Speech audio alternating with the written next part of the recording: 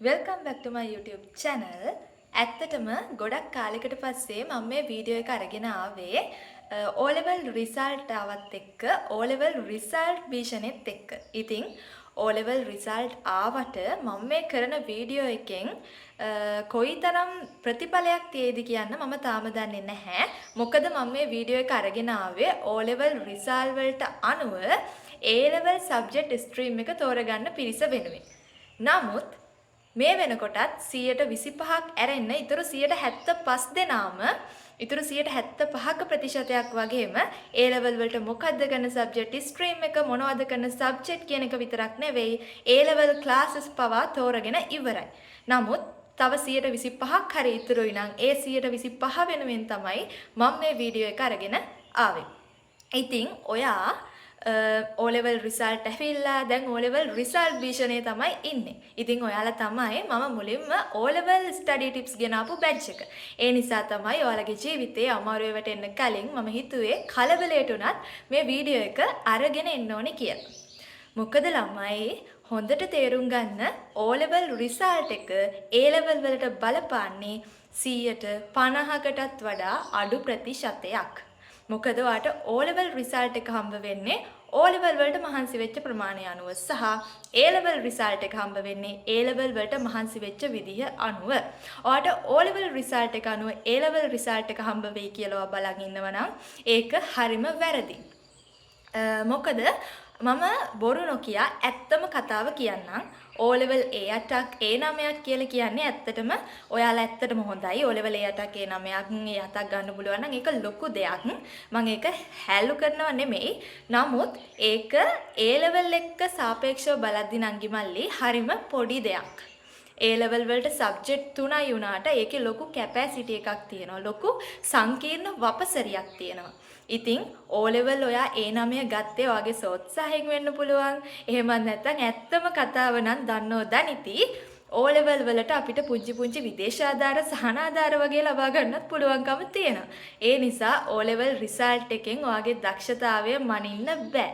ඒකට A level වලට ඔයා කරන කැපකිරීම මත සහ ඔයාගේ A level subject එක ඔයා කරන කැමැත්ත මත තමයි A level result එක උනන්දුව කැපවීම මත තීරණය වෙන්නේ. O level වලට අනුව A level තීරණය කරන්න බෑ. O level වගේ නෙමෙයි නංගි මල්ලි A level කියලා කියන්නේ ඔයාගේ ජීවිතේ turning point එක. ඔයා නිදහස් අධ්‍යාපනයෙන් එහෙම නැත්නම් අධ්‍යාපනික පැත්තෙන් ඉස්සරහට යන්න බලාපොරොත්තු වෙන කෙනෙක් නම් A level කියලා කියන්නේ ඔයාලගේ ජීවිතේ තියෙන ප්‍රධානම කඩයිම. වෙන විදිහට O level කරලා වෙන පාත්වල ගිහිලා තමන්ගේ ජීවිතේ ගොඩනගා ගන්නයි ඉන්නවා. මම කතා කරන්නේ A levels කරලා රාජ්‍ය කැම්පස් එකකට ගිහිල්ලා ඒ මාර්ගයෙන් තමන්ගේ ජීවිතේ ගොඩනගා ගන්න හදන කෙනෙක් නම් A level වල තෝරා ගැනීම තමයි ඔයාගේ ජීවිතේ turning point එක වෙන්නේ. මුල්ම දේ තමයි ඔයාගේ A level O level result sheet එක අනුව තීරණය කරන්න එපා. අනිත් කාරණාව තමයි ඔයාගේ capacity එක. ඔයාට කරන්න පුළුවන් මට්ටම දන්නේ ඔයා. ඒක වෙන කෙනෙක්ට තීරණය කරන්න බෑ. අඩුම තරම ඔයාට උගන්වපු ගුරුවරුන්ට දෙමාපියන්ටවත් ඔයාගේ කැපැසිටි එක තේරුම් ගන්න බෑ නංගි මල්ලි. Tamanට කරන්න පුළුවන් මොනවද? Tamanට කොච්චර කරන්න පුළුවන්ද කියලා දන්නේ තමන්. ඇත්තටම ඔයා අර මම ට්‍රයි කීපයක් කළා හරි සෙකන්ඩ් ට්‍රයි තර්ඩ් ට්‍රයි කොහොම හරි මම ડોක්ටර් කෙනෙක් වෙනවා මම ඉංජිනේරුවෙක් වෙනවා කියලා ටාගට් එකක ඉන්න කෙනෙක් නම් ඔයා බයෝමැක්ස් කරන්න O level result එක නැත්තටම නැති වුණත් ඒ කියන්නේ අවම ප්‍රමාණය තිබුණත් ඔයා කරාට කමක් නැහැ. ඔයාට කාලේ තියෙනවා නම් ඔයාට ඒවට වියදම් කරන්න මිල මුදල් තියෙනවා නම් ඔයා කොහොම හරි කරාට කමක් නැහැ. ඔයාගේ කැමැත්ත සහ ඔයාට ඒ පහසුකම් ටික තියෙනවා නම්. නමුත් ෆස්ට් ට්‍රයි එකෙන් ගොඩ යන්නත් ඕනේ නම් ඔයාට ආර්ථික අපහසුතා තියෙනවා නම් ඔයාට ඉක්මනට තමන්ගේ ජීවිතේ ගොඩනගා ගන්න ඕනේ නම් ඔයා ඒ දේවල් පස්සේ යන එක තේරුමක් නැහැ. තමන්ට කැමැත්ත සහ තමන්ගේ උවමනාව කැපවීම මත සකාරණාව තමයි එක එක්කෙනාගේ ෆැමිලි බෑග්ග්‍රවුන්ඩ් වෙනස්. එක එක්කෙනාට යම්කිසි දෙයකට යොදවන්න පුළුවන් මහන්සිය වෙනස්. ඒ නිසා මුලින් තමන් තේරුම් ගන්න ඕනේ තමන් කවුද කියන එක. මොකද මටත් A9ක් තිබුණා. මගෙනුත් ඕන තරම් කට්ටිය ඇහුවා "ඇයි පුතේ A9ක් තියාගෙන බයෝ කරන්නේ නැත්තේ? මැක්ස් කරන්නේ නැත්තේ?" කියලා. ඉතින් මගේ මානසිකත්වයේ තිබුණේ මම ෆස්ට් ට්‍රයි එකෙන්ම මට පුළුවන් උපරිමයක් කරලා මම මගේ ටාගට්ස් වලට යනවා කියන එක. නමුත් මගේ යාළුවෝ හිටියා යාළුවට කොහොම හරි බයෝ කරන්න ඕනේ, මැක්ස් කරන්න ඕනේ, මම ඩොක්ටර් කෙනෙක් වෙනවා කියන මානසිකත්වයේ හිටපු අය හිටියා. ඉතින් ඒක සාධාරණයි. මම කියන්නේ කිසිම ටාගට් එකක් නැතුව ඔහේ ජීවිතේ ගෙනියන අය.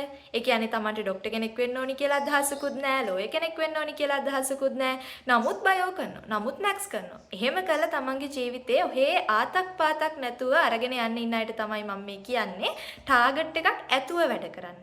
තමන් කැමති ලේසි ෆීල්ඩ් එකකින් එහෙම නැත්නම් තමන් කැමති ලේසි පාත් එකකින් ගියාම සමහර විට තමන්ගේ හිතේ නැති බලාපොරොත්තු තමන්ට ගොඩ නැගෙන්න පුළුවන්. මම හරි නිදහසේ A-level කරපු කෙනෙක්. මොකද මට ඒ නිදහස A-level කරද්දී නොදැනුණාට රිසල්ට් ආවට පස්සේ සහ A-level ජීවිතේ දිහා හැරිලා බැලුවට පස්සේ හරිම නිදහසේ කියන්නේ තමන්ගේ මානසික නිදහසත් තියාගෙන හරි නිදහසේ ඉගෙන ගත්ත කෙනෙක් මම. ඉතින් ඒ නිසා මමත් ඔයාලට කියන්නේ තමන් කැමති දේ කරන්න. එතකොට හරි ආසාවෙන් හරි කැමැත්තෙන් තමන්ට කැමති පාරේ යන්න පුළුවන්. තමන්ගේ අනාගතයේ වෙන අයට තීරණය කරන්න දෙන්න එපා. ඉතින් ඇත්තටම තමන්ගේ අම්මා තාත්තගේ ආසාවල් බලාපොරොත්තු ඉෂ්ට කරන එක තමන්ගේ යුතුයකමක්. ඒක හරි. නමුත් ඒක තමන්ගේ මට්ටමට තමන්ගේ කැපැසිටි එකට අනුව තෝරගෙන අම්මලා තාත්තලව සතුටු කරන්න.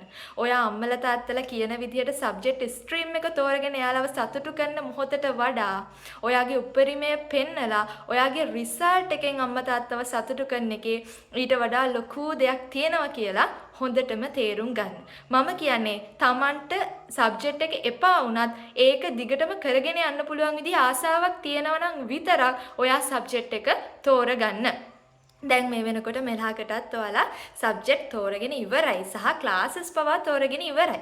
නමුත් මොහොතකට හිතලා බලන්න ඔයා ඔය කරන්නේ ඔයාගේ අනාගතයේ ලස්සන වෙන වැඩක්ද ඔයාගේ ටාගට්ස් වලට යන්න පුළුවන් ස්ට්‍රීම් එකක්ද ඔයා ඔය කරන්නේ කියන එක. ඔයාට ඩොක්ටර් කෙනෙක් වෙන්න ආසයි නම් ඔයා බයෝ කරන එකේ කිසිම ප්‍රශ්නයක් නැහැ. සහ ඔයාට ඒ කැපකිරීම මහන්සිය කරන්න පුළුවන්ද කියන එක ඔයා ඔයාගෙන් අහලා බලන්න. ඔයාට ඒකට ඕන කැපකිරීමක් කරන්න පුළුවන් නම් ඔයා ඒක කරන එකේ කිසිම ප්‍රශ්නයක් නැහැ. නමුත් Tamanට ලේසි පැත්තකින් ගිහිල්ලා තමන්ගේ ටාගට්ස් වලට යන්න බලන් ඉන්න කෙනෙක් නම් ඒ දේවල් ඒ විදිහට අනුව තෝරගන්න. ඔයාලට මොන හරි ප්‍රශ්න තියෙනවා නම් කමෙන්ට් එකක් දාගෙන යන්න. මොකද මේක ඔයාලගේ ජීවිතයේ තියෙන ලොකු ටර්නින් පොයින්ට් එකක්. අනිත් කාරණාව තමයි නංගි මල්ලි ආර්ට්ස් වල සබ්ජෙක්ට් තෝරගන්න එක ගැන මට දැන් ටිකක් අවබෝධයක් ඇවිත් තියෙනවා මේ පාර රිසල්ට්ස් එක්ක සහ මගේ යාළුවොත් එක්ක කතා කරාට පස්සේ. ඒ නිසා A-level සබ්ජෙක්ට් තෝරගන්න ආර්ට්ස් විෂය ආර්ට් ස්ට්‍රීම් එකේ සබ්ජෙක්ට් තෝර ගැනීම පිළිබඳව ඔයාලට වීඩියෝ එකක් ඕනේ නම් කමෙන්ට් එකක් දාගෙන යන්න. මොකද ඒකත් ඔයාලට ගොඩක් වැදගත් වෙනවා. ලෝ ෆැකල්ටි යන්න ආස කෙනෙක් නම් කොහොමද සබ්ජෙක්ට් තෝරගන්න ඕනි කියන එක ගැන ප්‍රශ්නයක් තියෙනවා නම් ඔයාලා කමෙන්ට් එකක් දාගෙන යන්න. ඒ සම්බන්ධවත් අනිවාර්යෙන් වීඩියෝ එකක් ගේනවා.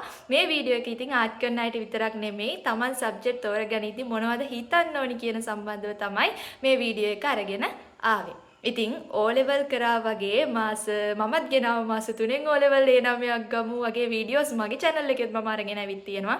නමුත් A-level වලට එහෙම කරන්න හරිම අමාරුයි.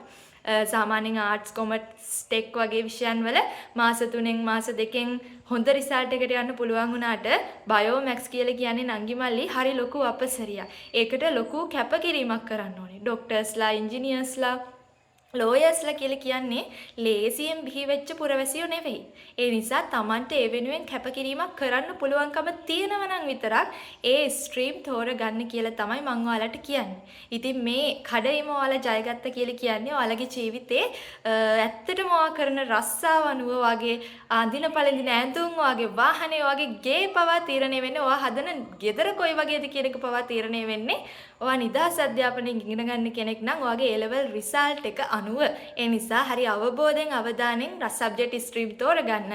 A-level සබ්ජෙක්ට් තෝරගන්න ආර්ට්ස් ස්ට්‍රීම් එකේ තෝරගන්න ඕන විදිහ ගැන ඔයාලට අවබෝධයක් ඕනේ නම් මම වීඩියෝ එකක් අරන් එන්නම්. කමෙන්ට් එකක් දාගෙන යන්න මොන හරි ප්‍රශ්න තියෙනවා නම් ඔයාලට. ඉතින් නංගි මල්ලි අතාරින්න එපා. මේක ඔයා දිනන්න ඕනේ ගමනක්. අනිත් කාරණාව තමයි මුලදී පටන් ගන්න ගැම්මෙන්ම අවසානයේ වෙනකන් A-level කරගෙන යන්න. මොකද ගොඩාක් අය මුලින් ඒ ලෙවල් පටන් ගන්නවා හොඳ ගැම්මට පටන් ගන්නවා අවසාන වෙද්දී ඒ දේවල් අමතක වෙලා සහ තමන්ගේ තිබුණු අර මොරාල් එක බැහැලා. ඉතින් එහෙම නැතුව පටන් ගන්න මේක ඔයා දිනන්න ඕනි ගමනක්.